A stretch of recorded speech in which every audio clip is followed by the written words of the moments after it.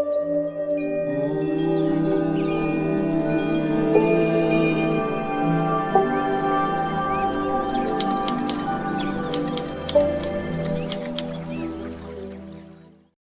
बंधुओं, हर हर महादेव।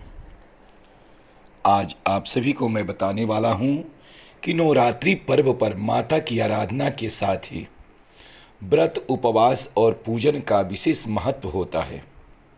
जिस प्रकार नवरात्रि के 9 दिन माँ दुर्गा के अलग अलग रूपों की पूजा की जाती है, उसी प्रकार इस 9 दिनों में माता को प्रत्येक दिन के अनुसार भोग या प्रसाद अर्पण करने से देवी माँ सभी प्रकार की समस्याओं का नाश कर देती हैं।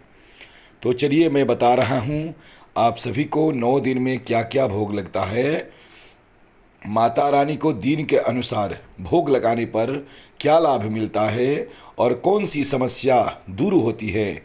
आप भी जानिए इस दिन कौन सा प्रसाद चढ़ा करके माता जी को प्रसन्न किया जाए। सबसे पहले प्रथम दिन, नवरात्रि का पहला दिन जो होता है, यानी माँ का प्रथम रूप शैलपुत्री का, इस दिन देवी माँ के चरणों में गाय का शुद्ध घी अर्पित करने से आरोग्य का आशीर्वाद प्राप्त होता है तथा सभी प्रकार की रोग व्याधि दूर होकर के शरीर निरोगी होता है। अब चलिए दूसरे दिन नवरात्रि का दूसरा दिन होता है माँ ब्रह्मचारिणी का होता है। दूसरा रूप जो है माँ ब्रह्मचारिणी का होता है। इस दिन देवी माँ को शक्कर का भोग लगाने से वे अति प्रसन्न होती हैं। इस भोग को देवी के चरणों में अर्पण करने से सभी प्रकार की समस्या हल होती है एवं आयु की वृद्धि होती है। तीसरे दिन जो होता है नव दुर्गा का तीसरा रूप चंद्रघंटा का होता है। माँ के इस रूप का पूजन नवरात्रि के तीसरे दिन होती है। इस दिन माँ को दूध से बनी मिठाई, खीर का भोग लगाना करके ब्राह्मण को दान करना चाहिए। इससे दुखों की मुक्ति होकर के परम आनंद की प्राप्ति होती है। अब चलिए चौथे दिन, माँ दुर्गा को नवरात्रि के चौथे दिन मालपुए का भोग लगाने से वे अति प्रसन्न होती हैं। इस भोग को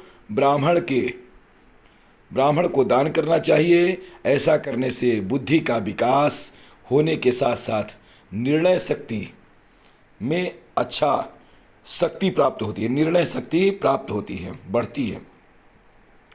अब पांचवें दिन, नवरात्रि का पांचवा दिन जो होता है, यानी माँ स्कंद माता का दिन होता है। इस दिन माता जी को केले का नैवेद्य चढ़ाना बहुत उत्तम होता है। ऐसा करने से आपको उत्तम स्वास्थ्य और निरोगी काया की प्राप्ति होती है। छठवें दिन जो है, नवरात्रि के छठवें दिन देवी माँ को शहद का भोग लगाना चाहिए।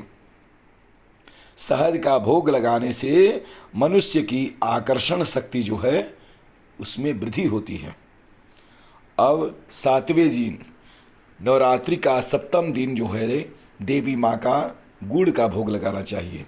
सातवें नवरात्रि पर माँ को गुड़ का नैवेद्य चढ़ाने व उसे ब्राह्मण को दान करने से शोक से मुक्ति मिलती है। किसी प्रकार का शोक हो, दुख हो, उससे मुक्ति मिलती है एवं आकस्मिक आने वाले संकटों से रक्षा होती है। आठवें नवरात्रि के 8वें दिन माता रानी को नारियल का भोग लगाना चाहिए और नारियल का दान भी करना चाहिए। इससे संतान संबंधी जो समस्या है, परेशानियां हैं, वो उससे छुटकारा मिलती है और देवी माँ की कृपा प्राप्त होती है। अब 9वें दिन की बात कर रहे हैं। नवरात्रि के अंतिम दिन अर्थात माता सिद्धिदात्री का दिन है।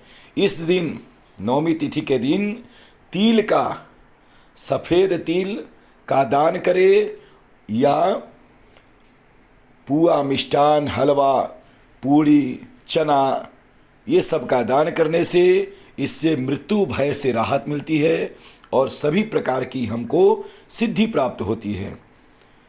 और साथ ही जो भी अनहोनी होने वाली घटनाएं हैं उससे बचा जा सकता है। तो इसलिए जो मैदान बताया इसका प्रयोग करें और माता जी को अति प्रसन्न करें।